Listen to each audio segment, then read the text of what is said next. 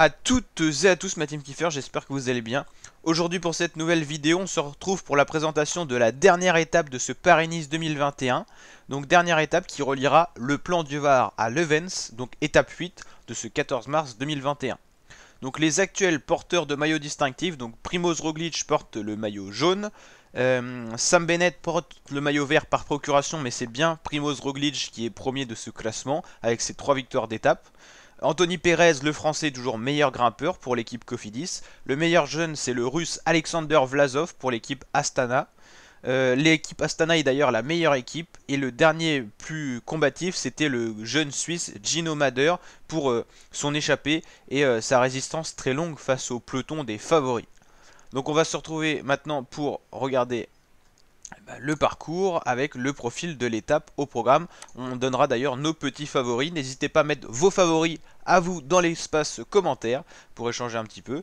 Donc voici l'étape du jour, une étape vallonnée, raccourcie parce qu'on a un confinement le week-end dans tout simplement la région où, où le Paris-Nice va aller.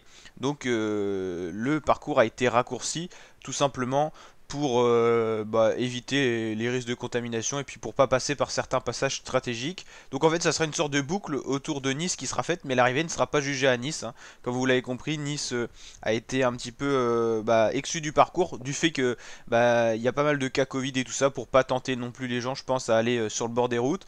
Donc on se retrouve pour une étape qui va du plan du Var à Leuven's, 92 km 7 avec 3 tours en fait, avec une ascension de la côte de Duranus plutôt 3 fois, 3 km 9 à 3,7% de moyenne, donc c'est très roulant.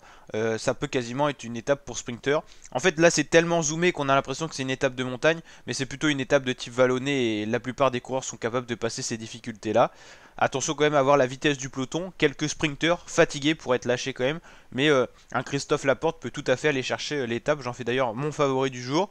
Attention à Sam Bennett s'il arrive à passer les difficultés, parce que c'est le plus rapide dans le peloton. Et puis Arnaud Démare fait partie des coureurs pouvant l'emporter, mais il n'a pas l'air en forme sur cette fin de Paris-Nice.